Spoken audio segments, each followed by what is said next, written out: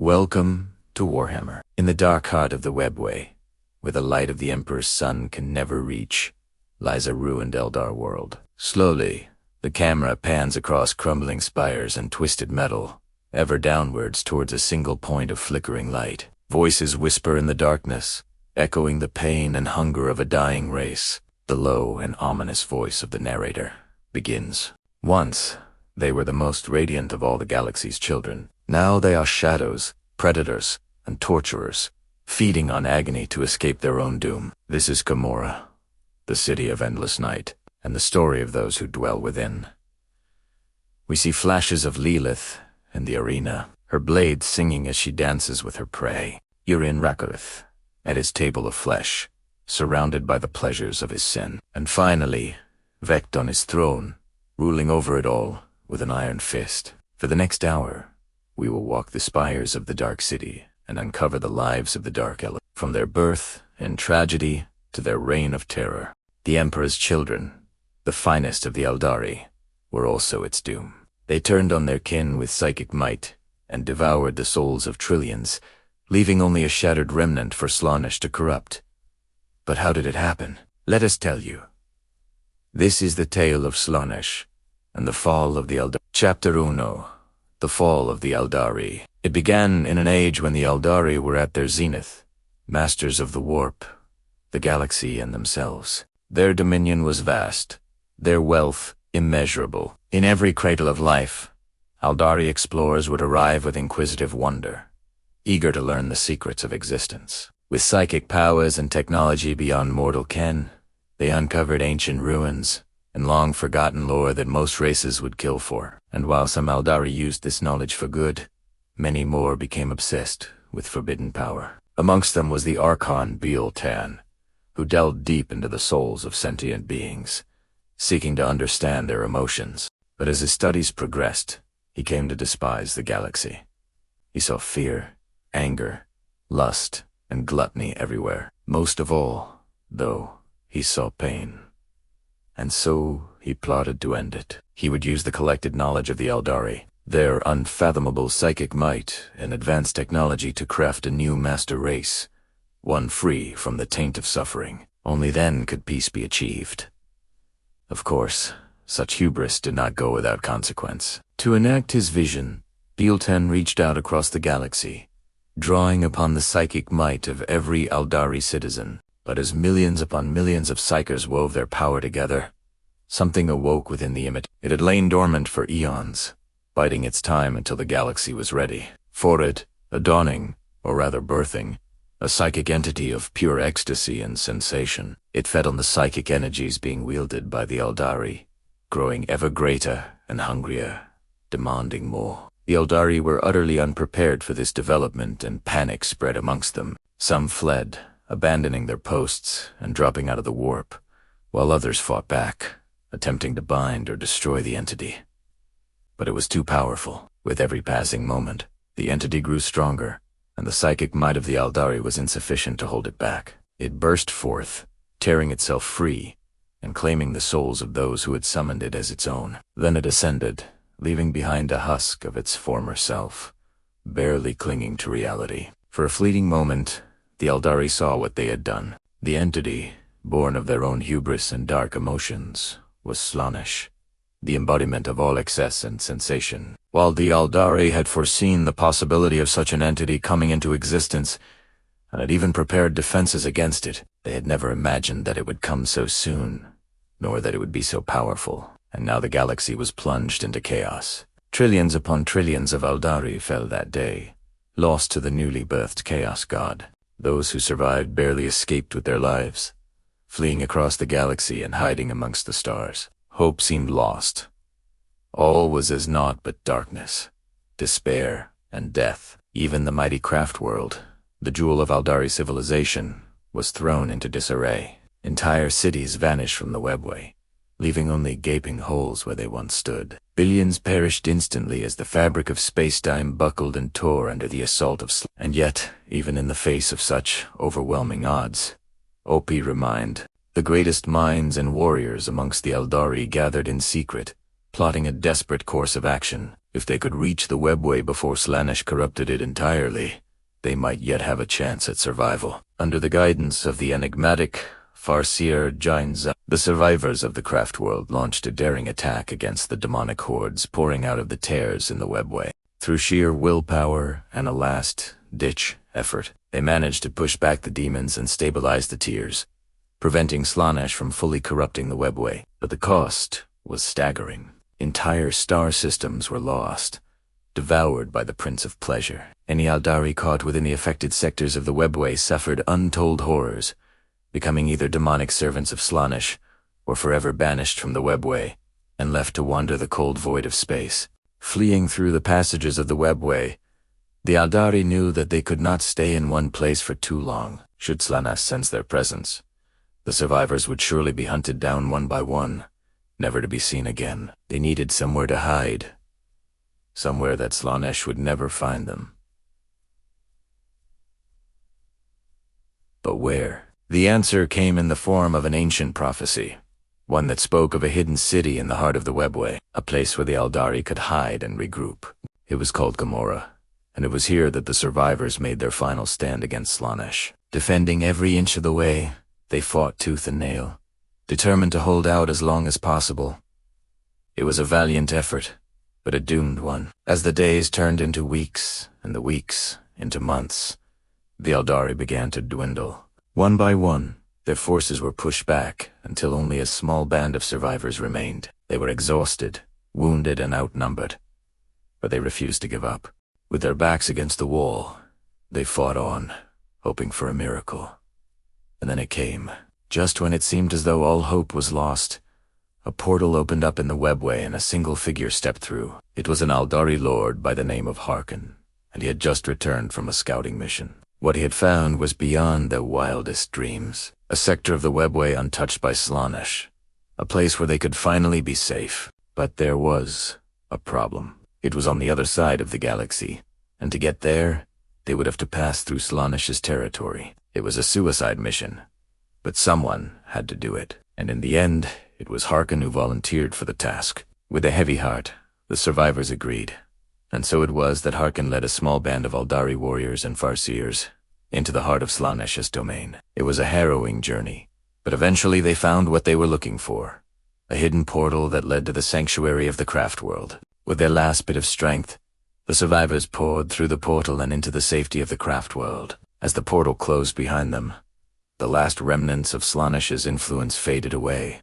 leaving them in total darkness. In the aftermath of the catastrophe, the Aeldari retreated further into the Webway, avoiding the prying eyes of the Imperium. But while they may have escaped Slaanesh's clutches, they were far from safe. Unknown to them, the Chaos God had already begun its slow, insidious corruption of Commorragh. Once a beacon of hope, the hidden city became a festering sore, a place of pain and misery ruled by Slaanesh's most trusted servants. And so it is that the Aeldari are now scattered throughout the galaxy, broken and demoralized, haunted by the specter of Slaanesh. Though millennia have passed since the fall of their empire, the memory of their golden age still lingers on, a painful reminder of all that they have lost. Now, reduced to a mere fraction of their former selves, the Aeldari struggle to survive, clinging to the hope that one day they will be whole again. Yet even in their darkest hour, there is a glimmer of hope. For amongst the Aeldari, there are always those who seek to defy the odds, who refuse to give in to despair. These are the Rangers, the Aeldari outcasts who ventured beyond the Webway to hunt down Slaanesh's forces and reclaim lost Aeldari souls. Led by the enigmatic hero, the Aeldari people will endure and one day rise again. But until that day comes, they must remain hidden, forever haunted by the specter of Slaanesh. So ends the tale of the fall of the Aeldari. Remember this story, for it is a warning to all who would seek to meddle in the affairs of the gods. The brightest flame always casts the deepest shadow. May we all hope that our light shines ever brighter. For if it does, maybe we can outrun the encroaching darkness. But if it falters, then even the smallest ember may consume us all. Thank you for watching, and I'll see you next time. All right. Welcome to Warhammer Community. I'm here for the Kill Team series, and today we are going to do a deep dive into Chapter 2, Anatomy of a Nightmare, which you can pick up from the link below. In this chapter, You will meet some new characters, and also get to learn more about the Dark Eldar and the city of Commorragh. We start off with a narrative, and then move into an actual battle between two rival kill teams, the Red Scorpions and the Iron Hands. So let's dive in. The book opens with the Oracle of Kabal, the great lord of the Blackheart Cabal, taking his place in the great spire that reaches up into the heart of the Black Crack. These spires are not only symbolic of Commorragh, but they are also important infrastructure for getting around the city. They have elevators that can take you from level to level, but the upper levels are reserved for the most powerful and wealthy members of society. The lowest levels are where all the industry and manufacturing happens. Here there are entire worlds of slaves chained up to machines that are creating weapons for the Dark Eldar. The next part of the chapter is kind of a tour guide through Commorragh, led by a character called Sukkah, who's the first of the new characters we get to meet. This is just a great way to introduce the different districts of the city and also some of its inhabitants. But it's also a really interesting way to show how the city works and functions. Commorragh is divided up into different quarters, each one ruled over by one of the 8 Kabals. The Kabals are always fighting with each other, and there is a constant state of paranoia and distrust among them. You will find plenty of examples of backstabbing and double-dealing in this book, and it is best if you treat everyone with suspicion. The quarter that we are looking at here is actually controlled by the Blue Moon Cabal. It's rare that they raid outside of Commorragh because it takes a lot of coordination and manpower. A typical attack force might consist of 3 or 4 cohorts of raiders, each one under the control of a Haim. As we wander through the city, we see plenty of signs that remind us that we are in the home of the Dark Eldar. There are white cults everywhere, training grounds, prisons, slave pens, and we even get to see the famous hedonistic pleasure domes.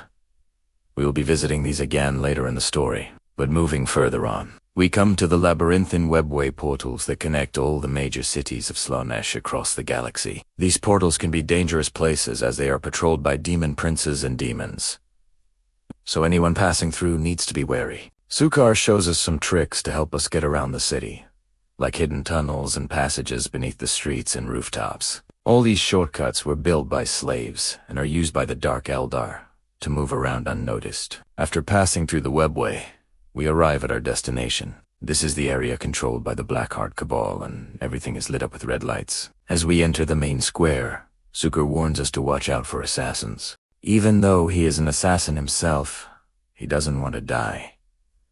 Yet, we get to see a few of the tools that the Dark Eldar use to enforce their will. First, we have the Homunculi, the surgeons who play with their victims before they kill them. Then there are the Reavers, the elite shock troops of the Dark Eldar army. Finally, there are the incubi demons of Slaanesh that can possess and corrupt the minds of their victims. At least the Reavers and incubi are open about their desire to kill you. The Homunculus is far more dangerous, as they will pretend to be your friend until it is too late. Sukkah decides to take us to one of his favorite places, a gladiatorial arena known as the Blood Bowl.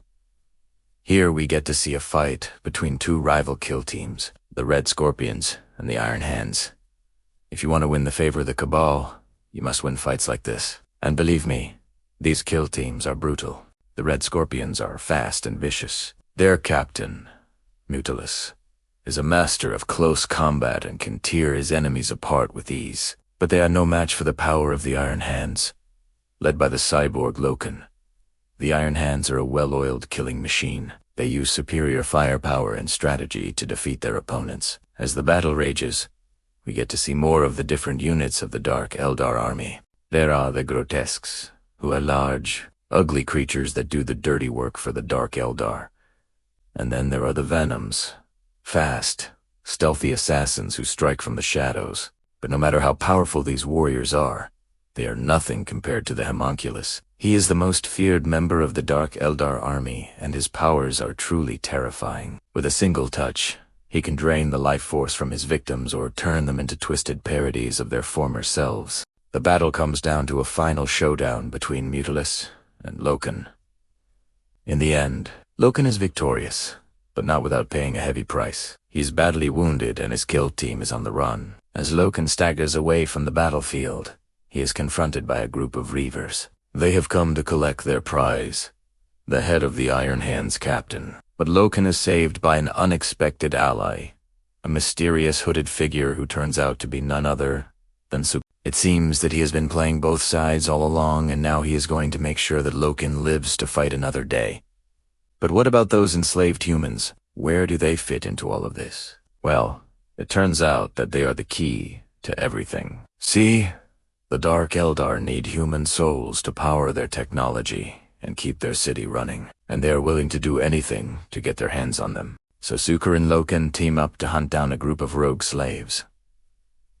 These aren't your average slaves, though. They are superpowered beings known as Psykers, and they are led by a powerful sorceress named Inni. She has stolen a relic from the Dark Eldar that gives her great power over the human mind. Suker and Loken must stop her before she uses it to turn the entire city against the Dark Eldar. Along the way, they gather allies from some of the most unlikely sources, including a group of mutant cannibals known as Flesh. Together, they infiltrate the sorceress's lair and confront her in a battle of psychic powers. In the end, Loken is victorious, but he is forced to make a terrible choice. He can either kill the sorceress and end her threat, or he can spare her and risk losing everything. What will he choose? The great cities of the old world were full of entertainment, public works, and monuments to the glory of the Empire. But none captured the hearts and minds of its citizens like the Gladiatorial games. In these games, men fought beasts or each other to the death for the amusement of crowds who packed the stands. And as the bloodlust of the audience grew, so did the stakes for the participants until every game was a fight to the death. It was only in the darkest depths of the Empire that there could be found an arena of such horrors as those found in the city of Commorragh. For here, the bloodshed was even more important to the survival of the spectators than it was to the fighters. Welcome back to the Dark Millennium, where today we're going to take a deep dive into the Wych cults and the cruel entertainment they favor, as well as taking a look at one of their most famous practitioners, Lelith Hesperax, the cruel princess of torture. So, let's get into it. We last looked at the Wych cults in Chapter 2, where we discussed the twisted nature of the modern covens and how they adapted to fit into the Warhammer 40k universe. We touched upon the fact that not all Wyches are created equal, with some hailing from powerful bloodlines that made them eligible to be part of the elite warrior class, known as the Sisters of the Deathstalkers. However, the vast majority of witches throughout the galaxy were born into poverty, meaning that their lives were destined to be short and brutal, filled with a desperate struggle just to survive another day. For this reason, many of them turned to the dark gods for salvation. It was an easy choice, really, because Slaanesh was practically breathing down their necks, trying to tempt them into worship. After all, the Dark Prince delights in excess and despair, and few places have excess and despair in greater abundance than the slums of any large city. A cult of Slaanesh can be found wherever there are enough people to make a congregation, which means that practically every hive city in the galaxy has at least one coven worshipping the Dark Prince somewhere within its sprawling depths. These groups could number anywhere from a handful of depraved souls up to thousands, all united by their common desire to embrace the excesses of the flesh in order to delay the onset of soul death. As we saw in our previous videos, soul death is a fate worse than physical death for the worshippers of Slaanesh, and so they would gladly endure incredible pain or humiliation if it meant that they could live just a little longer and continue to feel sensations of pleasure in their lives. But while the rituals of a typical witch cult are usually no more than debauchery and self-harm taken to the extreme, there is one particular sect whose methods of staving off soul death are much more extreme. In the arenas of Commorragh, hundreds of human gladiators willingly entered the fighting pits to battle to the death against one another in front of cheering crowds, even though the odds were often stacked against them, with the victors of the previous match being allowed to choose. Their next opponent, gladiators, continued to volunteer for these fights because the prize money was fantastic, if a bit tainted by blood. The biggest names in the fighting pits became minor celebrities, and when they had a match, the stands were packed with spectators, eager to see their favorite combatants do battle. The origins of the gladiators are varied, with many of them being former criminals whose sentences were commuted if they agreed to fight in the arenas. Others were simply volunteers seeking fame and fortune. But regardless of how they ended up in the fighting pits, all gladiators had one thing in common: their unquenchable lust for the adulation of the crowd.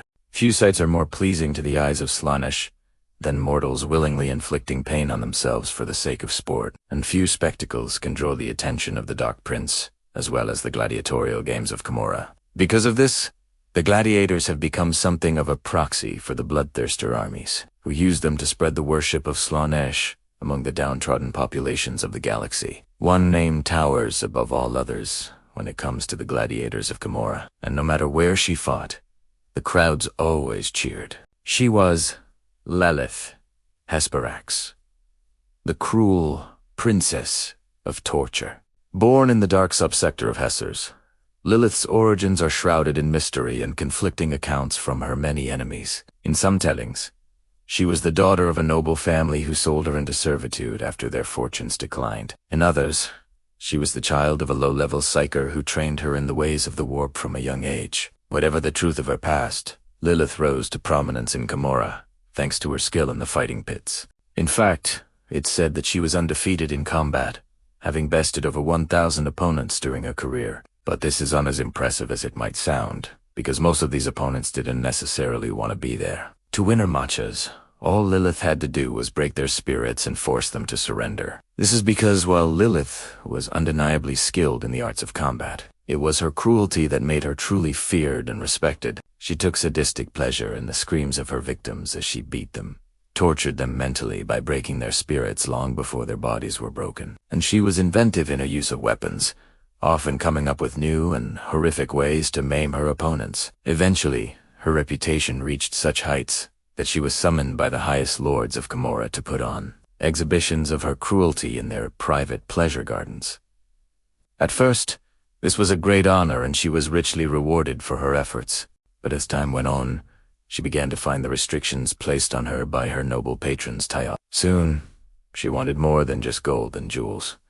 She wanted power. And so she turned her considerable skills to winning the adoration of the masses once again, but this time away from the fighting pits and in the wider society of Commorragh. Using her wealth and influence, Lelith began opening schools across the city where she taught others her methods of psychological torture. At their height, it said that tens of thousands of students attended these classes, learning from the cruelest mistress in the galaxy. Although many still practiced their trade in relative obscurity, a few of Lelith's students would go on to gain notoriety for their cruelty. One example was Seduction, who used her knowledge of subtle torments to turn the nobles of Commorragh's high society against each other, ruining countless marriages and families. Another was Malice, who wrote books detailing every variation of psychological torture she could think of, which are still studied by aspiring torturers to this day. However, despite the success of her students, Lelith never abandoned her first love, the fighting pits, and even as she grew older and her health began to fail, she could still be seen battling in the arenas. Eventually, her health did catch up with her and she died, but not before ensuring that her legacy would live on. It's said that before she passed, she selected a successor, a promising student of hers named Kashazar, also known as the Duchess of Agony. After grooming her replacement for years, Lelith finally revealed herself to be worthy and bestowed upon her the title of Cruel Princess of Torture, passing the mantle of their bloodline on to her. Although Kasha has yet to reach the heights her predecessor achieved, she is still a feared and respected figure in the arenas of Commorragh, and her future remains bright. Meanwhile, the legacy of Lelith Hesperax lives on through the Tales, told of her exploits, and the many statues erected in her honor throughout the city. And now we're at the end of another edition of the Lore of the Witch Cults. If you enjoyed this video and would like to see more like it, then be sure to leave a like and subscribe so you won't miss out on any future updates. Also, be sure to let us know what you thought of this video in the comments below. What do you think of Lelith? And how about Kachaza? Will she live up to the legacy of her predecessor? You can also talk about anything else related to the video here as well. Just remember to keep it civil and be respectful to others. If you want to support the channel directly and get access to exclusive content, then consider becoming a patron by clicking the link in the description. Otherwise, in a couple of weeks, we'll be discussing the history of the Sisters of the Deathstalker. So if you want to be ready for that, then be sure to stay tuned. Until then, thank you for watching, and I'll see you next time. Ah, yes. Welcome to our show. I am your host. Today's tale takes place in the grim darkness of the far future and is set in the depths of the dungeons beneath the hives of the Underhive. Our story involves blood, Lots of blood, body horror, and weird mutations. If any of that offends you, then click away now. This is a tale for adults only. In the cold recesses of the Underhive, there exists a labyrinth of tunnels and caverns known as the Blood Tunnels. It is here where the Homunculi covens dwell, working their abominable trade. You see, the hemo or blood cults have existed since before recorded history. They arose from the oldest and darkest magics, drawing power from the life essence of mortal beings. The orcs called them bloodsuckers back in the days of the old world, and it was said that they used blood pacts to gain favor from the dark gods.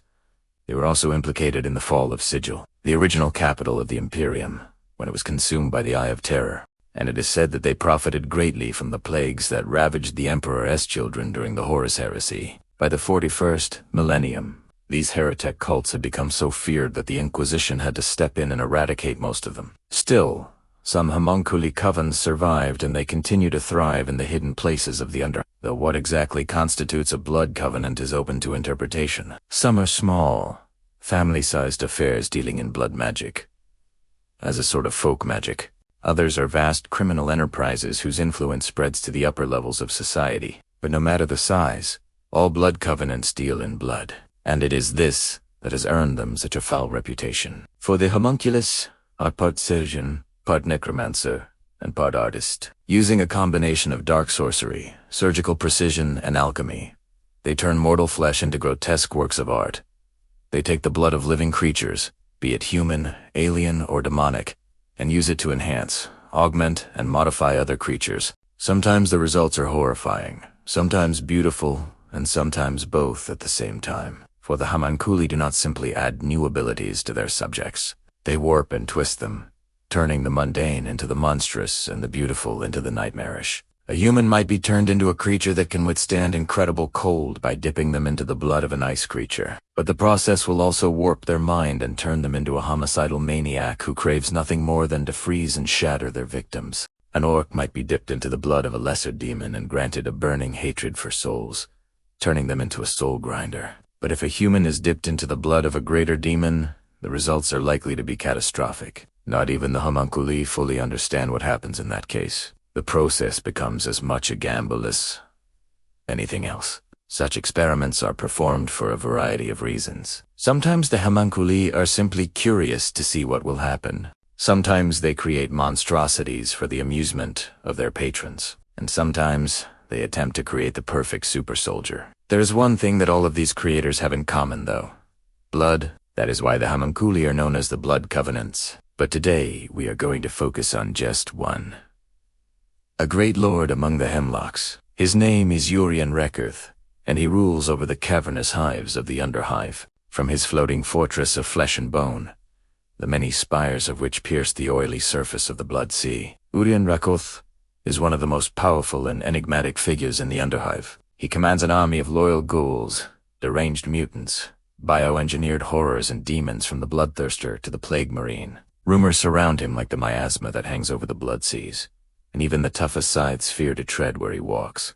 I think it is best if I start from the beginning, because Urien Rakarth's origins are shrouded in mystery. We know that he has been around for a long time, but how long? Some say that he is immortal, or at least close to it. Others claim that he was once a servant of chaos, but broke his oaths and was cursed. What is certain is that he is a master of blood magic and necromancy, and that he knows secrets that would curdle the blood of even the most hardened guardsmen.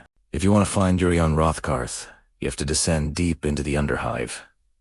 Deeper than most scythes. Dare go. You will need a guide, someone who knows the tunnels like the back of their hand. Someone who can navigate the treacherous paths without falling prey to the many dangers that lurk in the darkness. Once you reach the blood tunnels, you will need to be careful. The air reeks of alchemical vapors and screams that never die. The walls are slick with blood, and the floor is littered with the bones of those who came before you.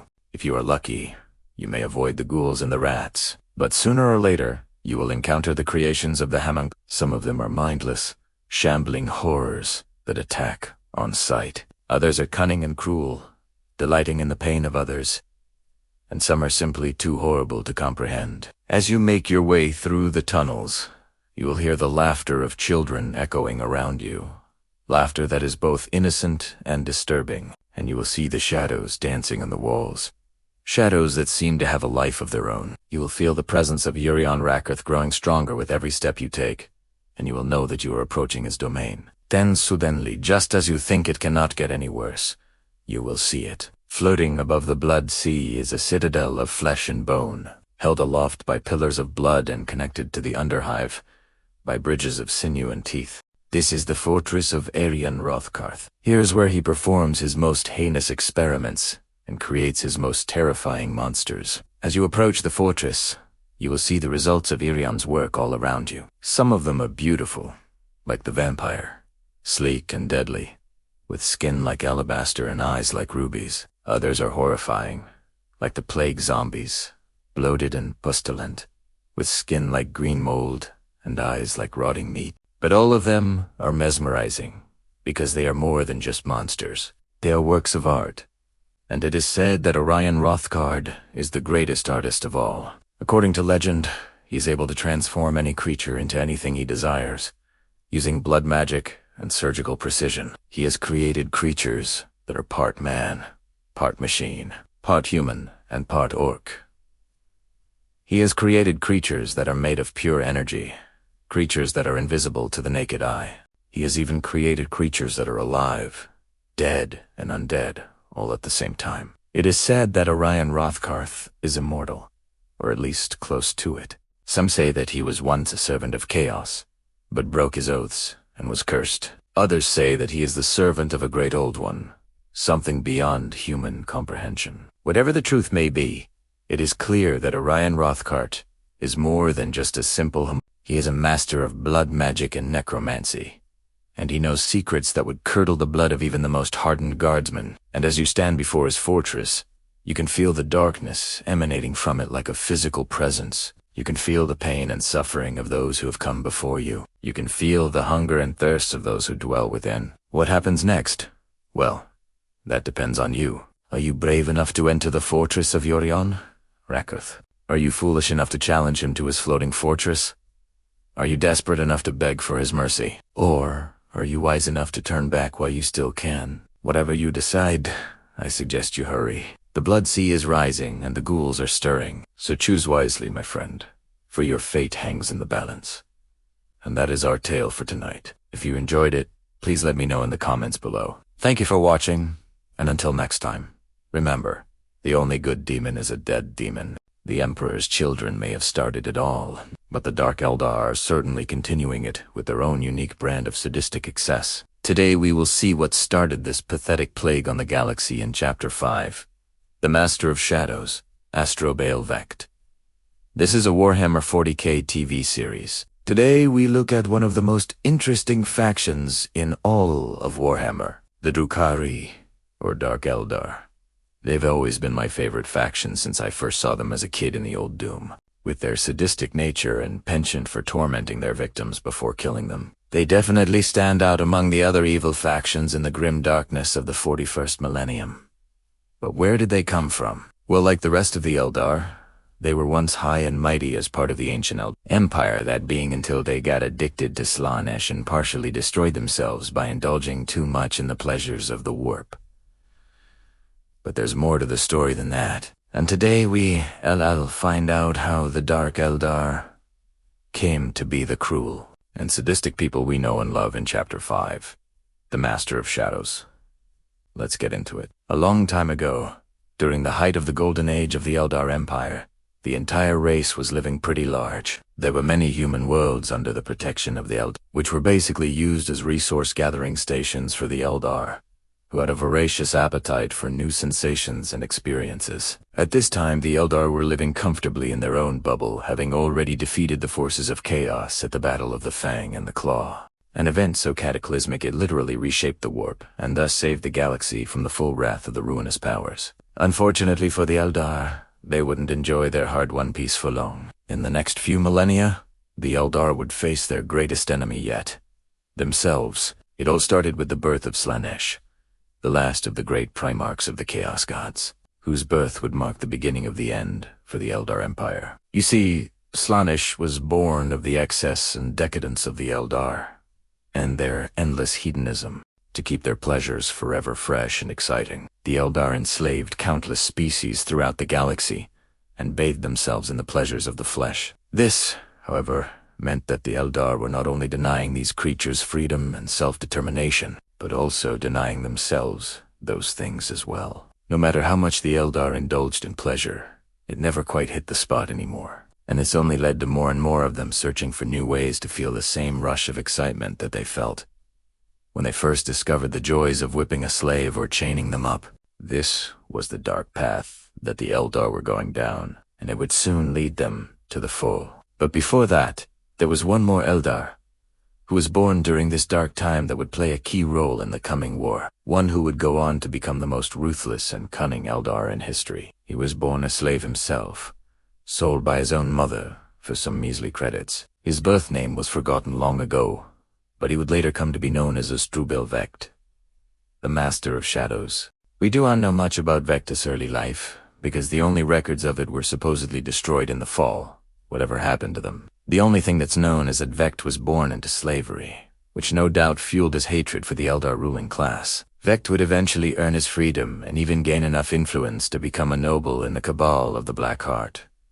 He would live a very long life as well, seeing many changes across the galaxy, including the destruction of the old Eldar Empire and the birth of the new Dark Eldar society. One of the biggest differences between the Dark Eldar and the old Eldar was that they were united under one single government, the infamous Cabal of the Black Heart.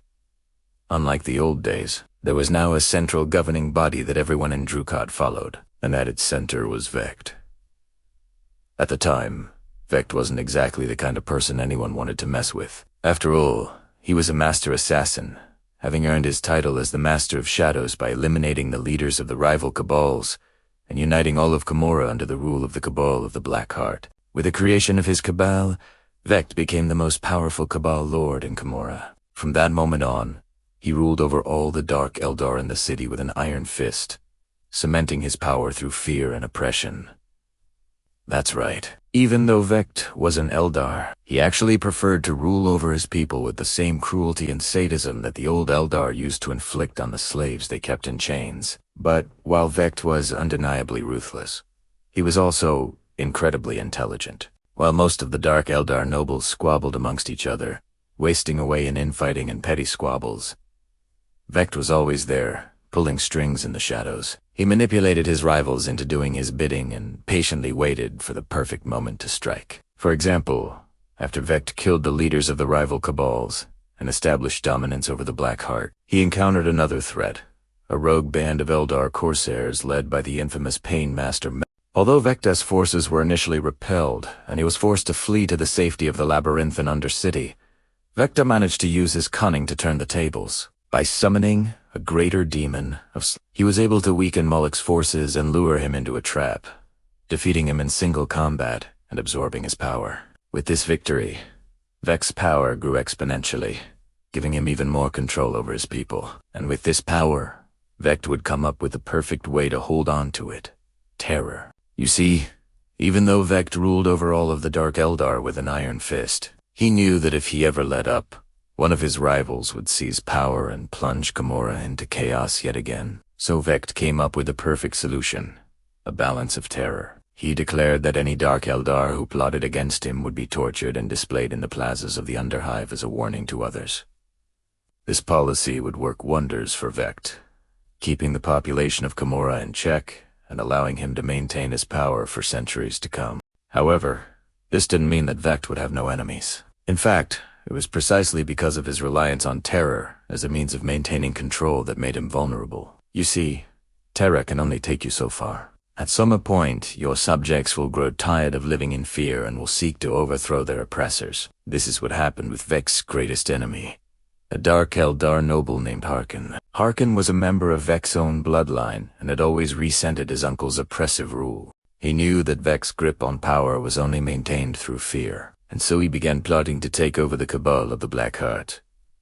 Harkon amassed a small army of loyal followers and launched a surprise attack on Vect's palace. But as always, Vect was prepared. He had foreseen Harkon's treachery and had set traps throughout his palace to catch any would-be assassins. And so it was that Harkon and his followers were captured and tortured, their bodies displayed in the plazas of the Underhive as a warning to others. Despite his victory, Vect knew that Harkon's rebellion was a sign of things to come. He could feel the hatred and resentment of his people growing stronger every day, and he knew that sooner or later they would rise up and overthrow him. So Vect devised a plan to crush the rebellion once and for all and secure his legacy as the Master of Shadows. Now, despite the fact that Vect rules with an iron fist, there is one thing he loves even more than power, and that is money. He has amassed a fortune in credits, which he uses to fund his wars and buy off potential enemies.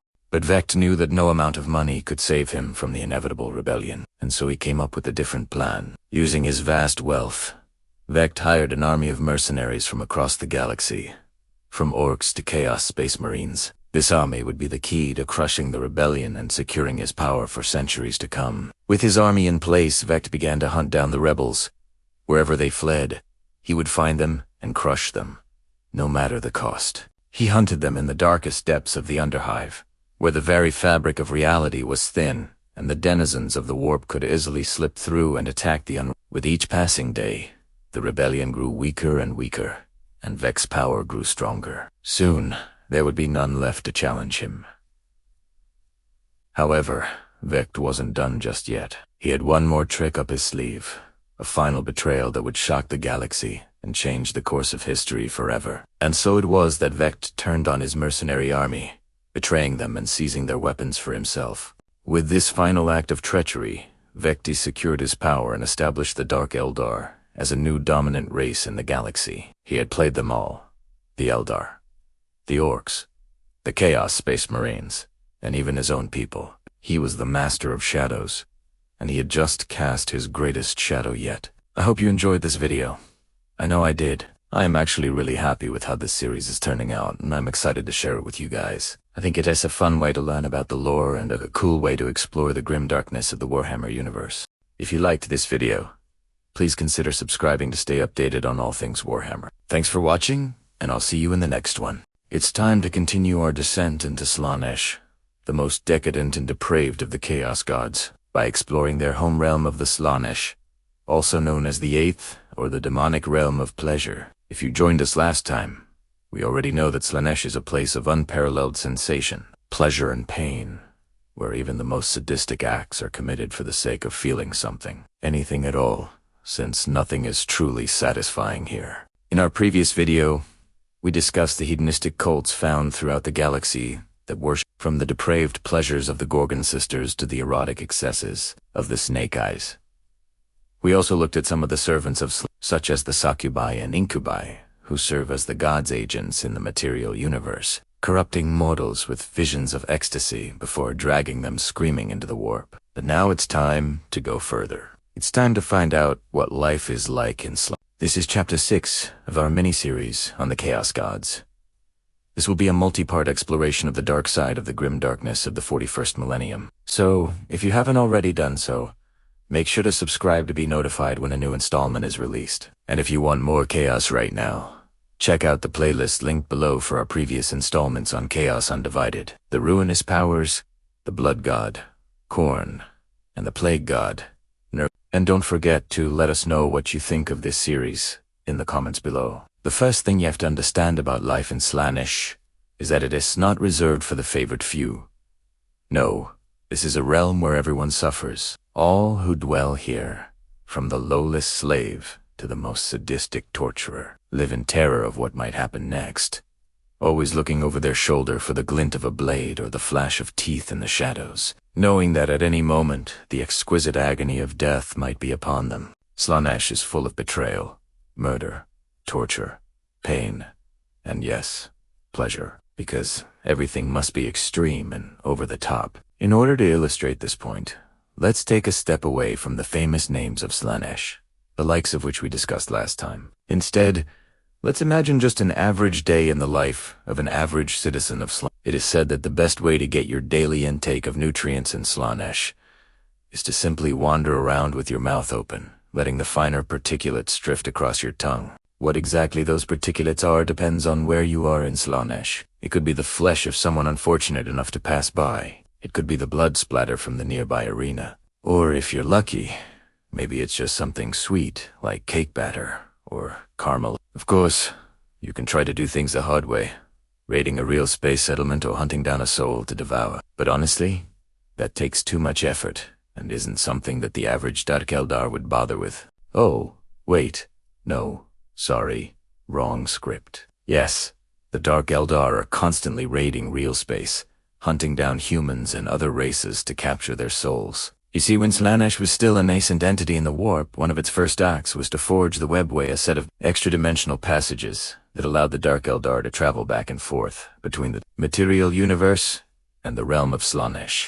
As part of this pact, every Dark Eldar citizen is required to bring back at least one soul from real space every year to feed their dark god. So the average Dark Eldar spends their days in agony, fending off mind-wrenching temptations in the form of visions of future pleasures. Then they spend their nights traveling to real space in the hopes of snatching a soul to appease Slaanesh.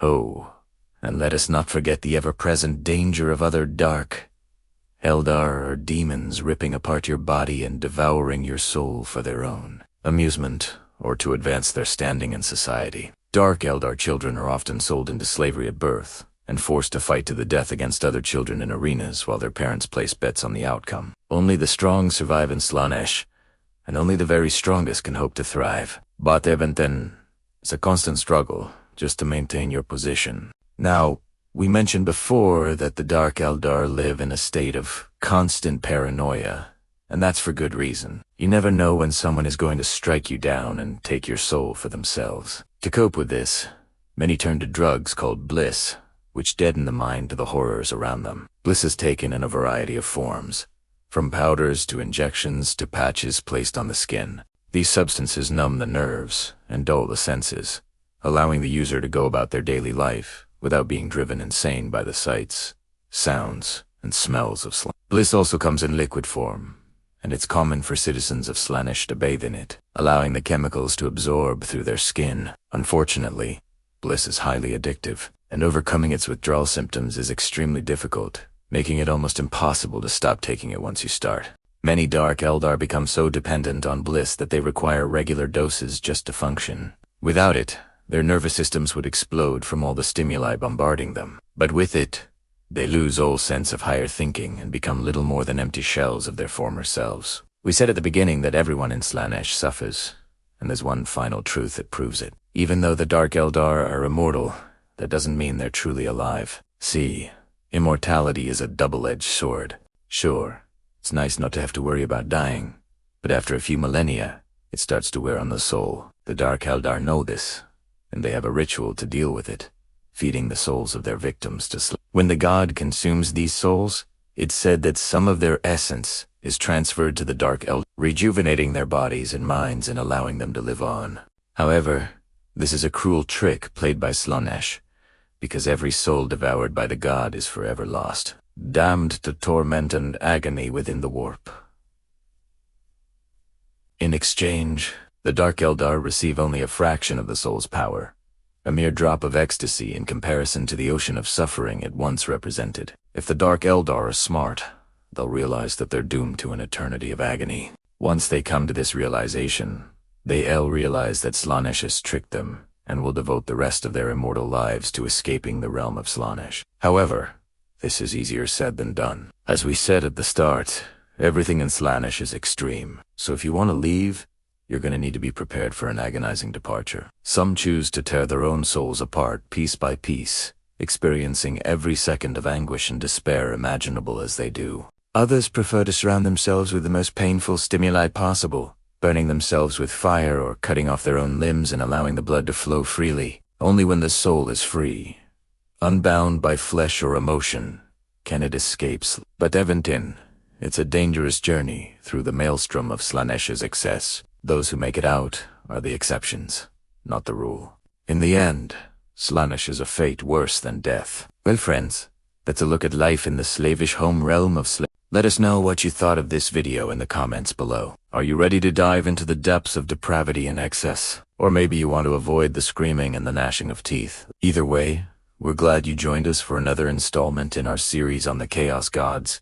And don't forget to check out the playlist linked below for our previous installments on Chaos Undivided, the Ruinous Powers, the Blood God, Khorne, and the Plague God. Next week, we'll be exploring the art of war and the grim darkness of the 41st millennium. But until then, may your dice rolls be many and your models primed. Chapter Cruelty, the Dark Eldar,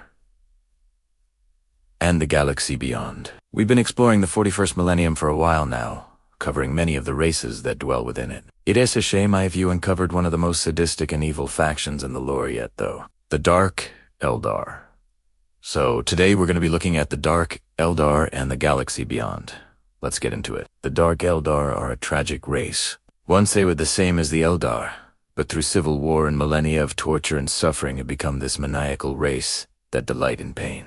They dwell in the darkest corners of the galaxy, preying on the souls of mortals and feeding off their pain. In doing so, they keep themselves young and stave off the terrible fate of the Eldar race, a slow and agonizing death. Instead, they live for thousands more years, becoming more and more warped and twisted with every passing century. The Dark Eldar Empire is essentially where the Imperium brings light and order. The Dark Eldar bring darkness and chaos. As such, they're mortal enemies with the Adeptus Astartes, and the Imperial Navy hunting them relentlessly across the galaxy. You might think this would make them rare and elusive, but they actually rule over entire systems with cruel and iron fists. They simply chose to dwell far away from the prying eyes of the greater galactic powers. With that side, there are times when their goals align with those of the other races of the galaxy. This happened during the War of the Beast, where the Dark Eldar aided the Orcs in their invasion of the Eastern Fringe. To say this was a disaster was an understatement. Although ultimately the invasion failed, countless worlds were lost to the Greenskins, and the Dark Eldar gained a massive amount of slaves. It also happened recently against the Tyranids. While the Dark Eldar were initially caught off guard by the sudden appearance of the Hive fleets, they soon saw an opportunity to greatly increase their power. When a Hive fleet descended upon the Coronas Expanse, one of the main trading hubs of the Dark Eldar, the rulers of the various Dark Eldar city-states chose to flee rather than fight. However, a few splinter groups chose to resist. These splinter groups realized that by weakening the Tyranids and inflicting casualties on them, they could use the bioengineered creatures as weapons against the Imperium. And this is how the Dark Eldar operate. They exist in a perpetual state of war with the Imperium.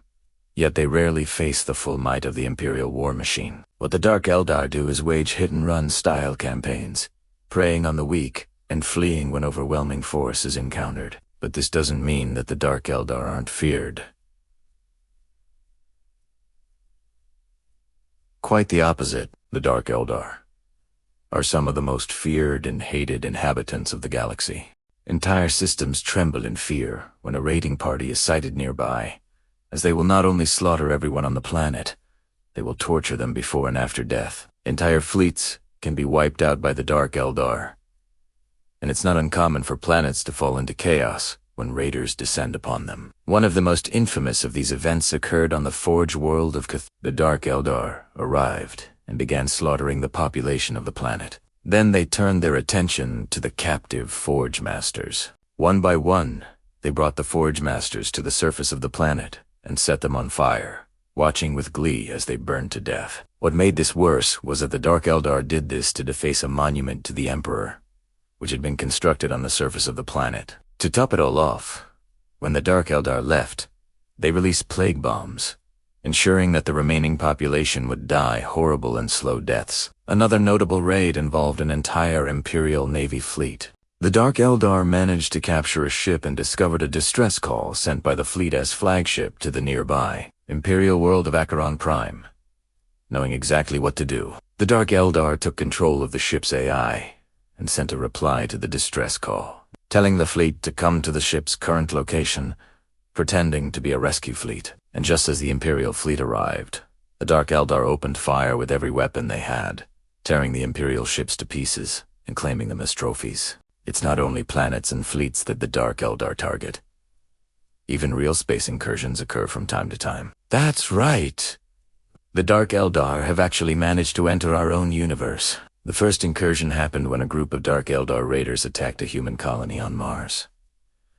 The attack was swift and brutal, with whole squads of guardsmen mowed down by the Dark Eldar's superior weaponry. Thankfully for humanity, the Dark Eldar were forced to retreat when Imperial reinforcements arrived. But the damage was done. A large portion of the human colony was destroyed, and the Dark Eldar got a taste for real space. Another incursion happened in the middle of the 13th Black Crusade, when a portal appeared in the sky above the Imperial world of Armageddon. From this portal came a massive force of Chaos Space Marines and Dark Eldar raiders who tore into the Imperial defenders. The Dark Eldar didn't last long in this reality and were eventually driven back through the portal. But again, damage was done, both physically and psychologically. Both Chaos and the Dark Eldar are extra-dimensional beings, so when they invade real space, it tears the fabric of reality around it. As such, even after the Dark Eldar leave, the world is never quite the same again. These incursions usually happen because the Dark Eldar strayed too close to a warp rift. This caused their Webway gates to begin malfunctioning and eventually break down entirely, allowing them to enter real. A lot of the Dark Eldar technology is based around manipulating the Webway and the dimensional barriers between realities. And once their technology begins to fail, things go wrong very quickly. So, despite being terrifying, the Dark Eldar are unable to rebuild their empire. Despite their cruelty and sadism, the Dark Eldar are actually dying out. Every time they feed off the pain of others, they take on some of the negative aspects of the victims. As such, most Dark Eldar are little more than sadistic monsters, devoid of any compassion or empathy. This is why, despite being such a cruel and vicious race, the Dark Eldar cannot raise enough forces to invade the material realm or to retake their former empire. Because of their reliance on slaving, the Dark Eldar have no way to rapidly expand their numbers, especially since the days of their empire are long gone and their economy is focused on luxury goods rather than war. There are, of course, exceptions to this rule. Some Dark Eldar do retain their sanity, but they are a rare sight indeed. An example of one of these Dark Eldar is a character named Malek, son of. He was a hero in the wars of the Dark Eldar, winning battle after battle against the Eldar. His rewards were great, but his victories didn't sit well with him. As the millennia passed, he began questioning his actions and eventually fled to the outer stars, where he became a pirate, preying on the vessels of the Dark Eldar, seeking redemption for his past actions. There are a few more like him, but they are all but a footnote in the grand scheme of things. Then there are the Kabalites. The Kabalites are a sect of Dark Eldar that have actually broken away from the sadistic tendencies of their race. They instead choose to focus on magic, forbidden lore, and technology. Some believe the Kabalites may be the only hope for the Dark Eldar, as they seem to be the only ones capable of achieving any kind of greatness. In fact, it could be argued that the Kabalites are actually more Eldar than Dark Eldar. Due to their pursuit of knowledge and forbidden arts, unfortunately, they are still shunned by the rest of the Dark Eldar society, and targeted by the other races of the galaxy. The wind howled through the spires of the Dark City, carrying with it the scent of blood and ozone from the lightning-shattered sky. Within the heart of Commorragh, in the grand halls of the Labyrinth, the most powerful Cabal in the entire city was fractured. Within that fracture sat Slith, or rather, what remained of him. The high-ranking members of his Cabal, once numbering in the hundreds, now amounted to no more than a couple dozen. They had all gathered in this hall, their visages pale and drawn beneath their masks, their armors scuffed and damaged. Some bore cybernetic augmentations that were smoking and sparking, others whose flesh was still intact, weeping wounds that burned with unholy fire. But their expressions, they all shared one commonality. Their gazes were fixed upon the figure before them, a human male clad in the blackest of plate armor, his visorless helm resting upon the dais beside him. His chest bore the icon of Slaanesh, the mark of the heretic prince. Before them stood a psyker, a human psyker, and within his mind, a maelstrom raged. The psyker's name was Kasim, or rather, that was the name he went by in the mortal realms. For, in the warp, he was known as the Lord of Pain.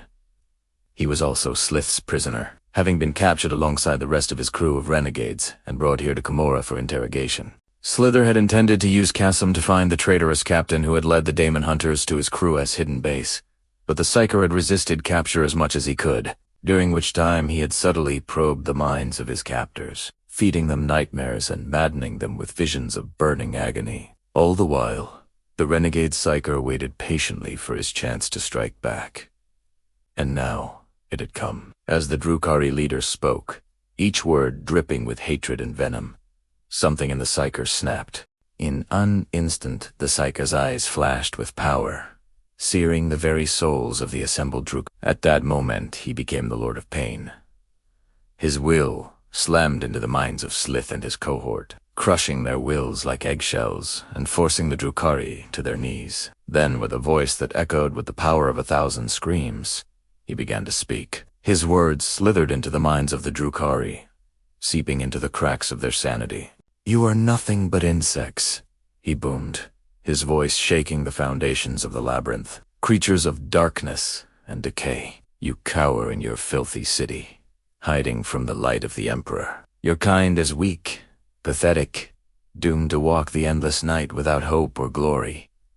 With each word, the psyker wrenched at the Drukhari's deepest fears and prejudices, twisting them against their own kind. But Slith struggled against the psychic onslaught. Years of leading the most ruthless and brutal cabal in Commorragh had tempered his mind and honed his will. Slowly, bit by bit, he forced himself to rise to his feet, his eyes blazing with hatred. Around him, some of his followers stirred, their faces contorted with rage and pain. They, too, rose to their feet, forming a protective circle around their leader. More than half of the psyker's force was lost to the onslaught, but it was enough. With a Herculean effort, they broke free of the psychic bonds holding them and turned their weapons toward the psyker, their features twisted with hatred. But Kasim was ready for them. In the blink of an eye, he unleashed another psychic blast, this time sending bolts of psychic energy hurtling toward the Drukhari. The air crackled with power as the blasts struck their targets, throwing them back like rag dolls. One by one, the remaining Cabal members fell, until only Slith remained standing. But even he was wounded, his armor scorched and smoking, his flesh burned and weeping. The psyker approached slowly, his eyes blazing with power. "Submit, foolish creature," he commanded, his voice echoing with psychic might, "and perhaps I will show you mercy. Tell me where your pathetic captain has gone, and maybe, just maybe, I will end your life quickly." Slith snarled, his hatred for this interloping psyker burning brighter than any sun. "Never," he spat. Even as his vision blurred and his strength ebbed, the Drukhari leader's pride would not allow him to submit. But his defiance was cut short as Kassam raised his hand. In that instant, the psyker's power surged through Slith's body like a tidal wave, crushing his spirit and bending his will. The Drukhari screamed, his voice echoing through the labyrinth as his sanity fractured. With a final surge of effort, Slith managed to whisper the location of his captain, a broken man, utterly defeated. As the psyker strode out of the labyrinth, leaving Slith and his dying followers behind, he couldn't help but feel a sense of triumph. But deep down, he knew it was only a partial victory. The captain was only one piece of the puzzle, and there were far more dangers lurking in the dark corners of Commorragh, dangers that threatened to engulf him and his crew. For within the city's spires, whispers of rebellion were growing. The Drukhari High Council had convened in the wake of Slith's demise, and their fury knew no bounds. They demanded vengeance, but they also knew that their chances of retrieving their fallen Cabal leader's body were slim to none. They were trapped in a cage of their own making, unable to mount an effective response. Yet even as they plotted their revenge, a deeper unease crept into their hearts. Rumors swirled through the city like a noxious fog, hinting at the presence of rogue Cabals, creatures who refused to bend the knee to the cruel whims of their masters. Could these be the long-awaited scourges, a force prophesied to bring doom upon Commorragh? Or perhaps the whispers spoke of another legendary faction, the Mandrakes, creatures of pure warp energy, born of the psychic anguish of Slaanesh's countless victims. Then there were the Harlequins, Slaanesh's enigmatic agents, whose motives and machinations remained inscrutable. What role did they play in all of this? The Drukhari leaders grappled with these questions, knowing that the fate of their people hung in the balance.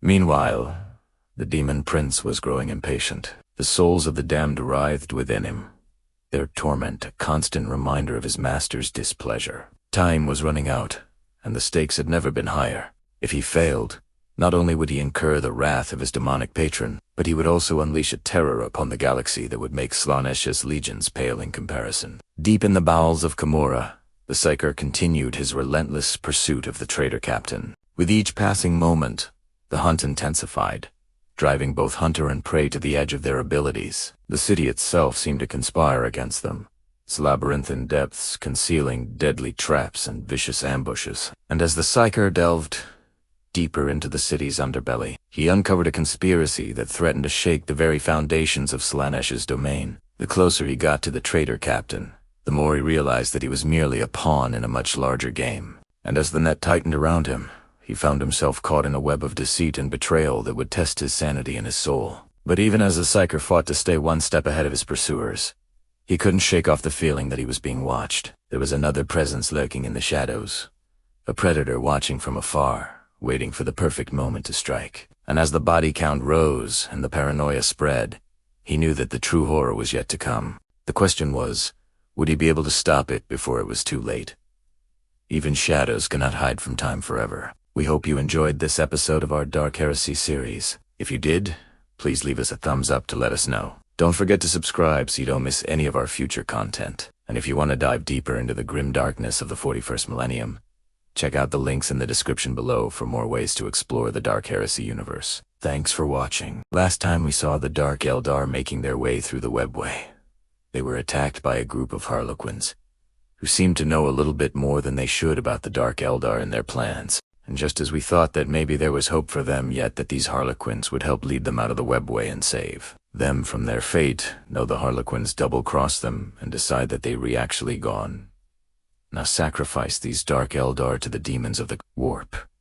But before they could do that, the Dark Eldar leader, let's call him Vect, was able to blast one of the Harlequins with his death field and take out a bunch of the other ones with his wraithbone blade. So now we end the episode on a cliffhanger with Vect standing over the fallen Harlequin, who is slowly regenerating his wounds and getting ready to strike back. The question is, will he and his companions survive? Let's find out. Now the silence stretched, thick and heavy like the smoke from Vect's still smoldering wraithbone blade. Before him, the Harlequin writhed, his regeneration complete, his mask a grotesque parody of pain and amusement. His four companions, though wounded, were also fully recovered, their laughter echoing unnaturally in the vast cavern. Their jesters' masks twisted into mocking grins as they watched Vect, their gazes sharp and predatory like that of a cat, sizing up its prey. From the shadows, a raspy voice slithered.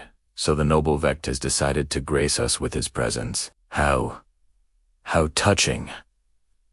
It was Kylan, his tone dripping with false sweetness.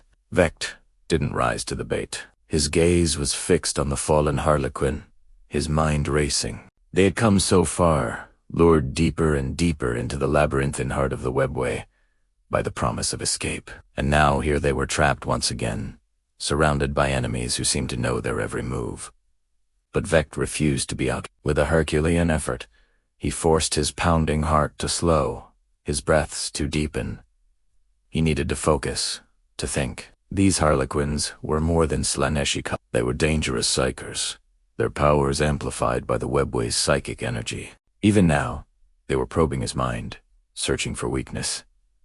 But Vect had learned well the lessons of the past. No longer would he be a pawn in someone else's game. With a low growl, he activated his death field, the shimmering force field expanding outward, pushing back the darkness and revealing the cavern's true extent. Within its radius, weapons would be useless.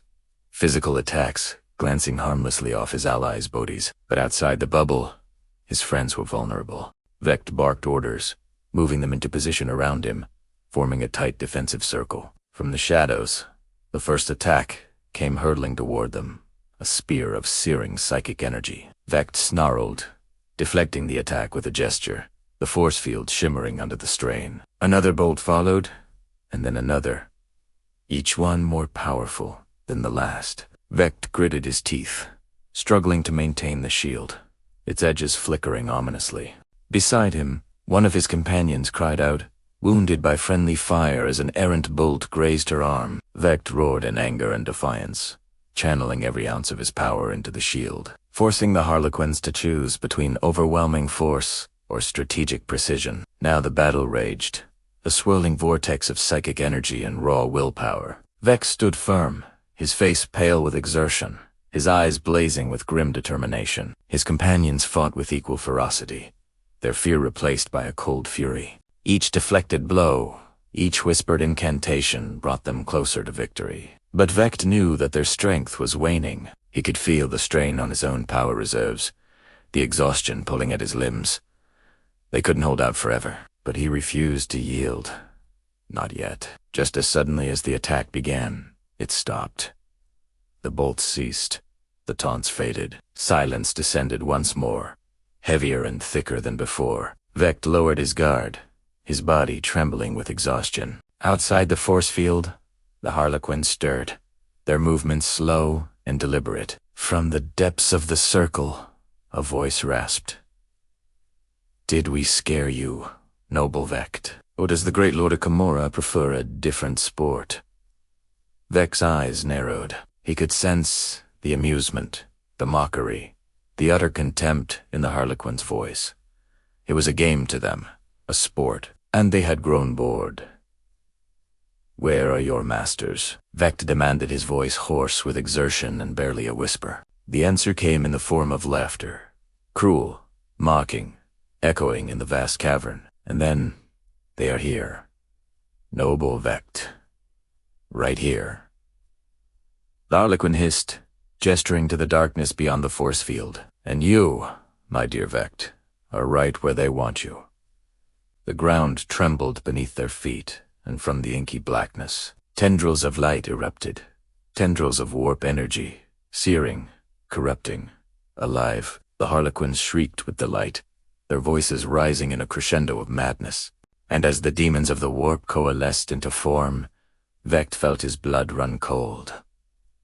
These were no ordinary demons. No, these were greater demons of Slaanesh, their forms wreathed in psychic energy, their eyes burning with unholy fire. In their grasp, reality itself seemed to twist and writhe. They were beautiful, terrifying, otherworldly, and they were hungry. As if sensing the demon's presence, the force field flickered and died, collapsing in on itself with a final snap. Vect snarled, drawing his wraithbone blade. His companions did the same, forming a protective circle around him, but it was too late. The battle was lost. The moment the force field fell, the Harlequins had vanished, leaving them utterly defenseless. Now the greater demons of Slaanesh pressed forward, their eyes fixed on Vect and his companions, their forms blurring as they moved with unnatural speed. Vect screamed defiance, unleashing a torrent of dark energy. But against the demons, his powers were useless. They tore through his attacks as if they were made of tissue paper, their forms shimmering and reforming as if impervious to damage. One by one, Vect's companions fell, their screams echoing in the cavern as the demons dragged them away, their forms dissolving into the warp. Vect alone remained, his blade dripping with dark energy, his eyes blazing with hatred and despair. Aed Failed, his people were doomed. All hope was lost, but then he felt something deep within him, something stirring, something ancient. A twisted smile spread across his face, his teeth bared in a snarl. The change was upon him, the transformation he had dreaded, the curse he had sought to escape. For in the grand tapestry of Slaanesh's design, even the predator can become the prey, and the hunter becomes the hunt. And with a final defiant roar, Vect embraced his fate, his form contorting and shifting, his screams echoing through the endless night of the Webway. And so the Dark Eldar were left with two paths before them. Either they would become slaves of the demons of the warp, doomed to an eternity of torment and suffering, or they would embrace their darker instincts, becoming full-fledged predators, hunting and killing for the pleasure of it. Which path will they choose? Will we see Vect again? Or is this truly the end for him and the Dark Eldar, and into the Imperium's darkest prisons?